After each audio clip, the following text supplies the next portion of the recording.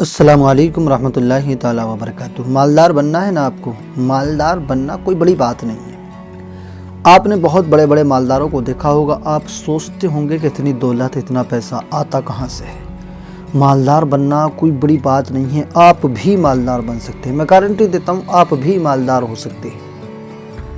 آپ اپنا ارادہ، اپنا نظریہ، اپنی نیت اچھی رکھیں، آپ بھی مالدار ہو سکتے ہیں۔ ایک دعا میں آپ کو ایسی دعا دوں گا کہ اگر آپ اس دعا کو اپنی زندگی میں شامل کریں گے، روزانہ سونے سے پہلے اس کو کسی بھی وقت میں پڑھیں گے، تو یقیناً آپ کو مالدار ہونے سے کوئی نہیں روک سکتا۔ اگر آپ پھر بھی مالدار نہیں ہو تو آپ میرا دامن پکڑ لینا کہ ہم نے آپ کے کہنے کے مطابق یہ عمل کیا اور ہم مالدار نہ ہو سکے۔ اتنا گارنٹی شدہ میں عمل آپ کو پیش کر رہا ہوں۔ کوئی اتنی گارنٹی کسی عمل کی نہیں لیتا جیسے کہ میں لے رہا ہوں۔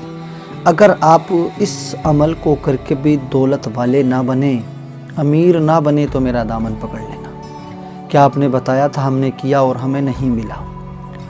آپ کو مالدار بننے کے لیے اس سے آسان طریقہ، اس سے آسان عمل کوئی اور کبھی نہیں دے سکتا جیسا کہ میں دے رہا ہوں۔ بس ایک دعا ہے، چھوٹی سی دعا ہے، آپ اس کو سونے سے پہلے پڑھیں گے تو انشاءاللہ پھر آپ کو مالدار بننے سے کوئی نہیں روکے گا۔ دولت خود چل کر آپ کے پاس آئے گی، پیسہ خود چل کر آپ کے پاس آئے گا، اور جہاں سے آئے گا نا، ایسی جگہ سے آئے گا جہاں سے کبھی آپ نے گمان بھی نہیں کیا ہوگا، جس جگہ کے بارے میں کبھی آپ نے سوچا بھی نہیں ہوگا کہ مجھے وہاں سے دولت یعنی پیسہ، خزانہ ملنے والا ہے۔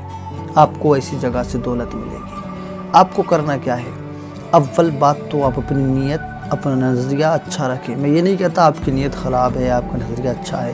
اگر آپ کا پہلے ہی سے اچھا ہے تو بہت مبارکباد کے مستحق ہیں آپ، اور اگر نہیں ہے تو سنبھال لیں ہم اپنے نظریے کو، ارادے کو، نیت کو ہم اچھا رکھ لیں۔ جھوٹ بولنا بند کر دیں، کیونکہ جس زبان سے جھوٹ بولا جاتا ہے اس زبان سے ایک نہیں ہزاروں وظیفے کرو، کوئی اثر نہیں ہوتا۔ زبان کو سچی کر لیں اور نمازوں کی پابندی کریں، اور اس کے ساتھ ساتھ یہ عمل کریں جو میں آپ کو بتا رہا ہوں۔ روزانہ سونے سے پہلے کا عمل ہے۔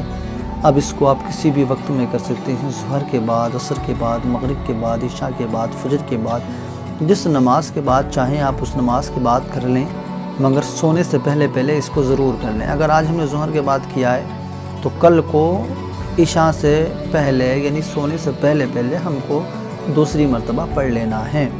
اب جو وقت آپ کو بہتر لگے آپ اس وقت میں اس عمل کو کر لیا کریں۔ بہرحال سونے سے پہلے روزانہ ایک بار یہ عمل آپ کو لازمی پڑھنا ہوگا۔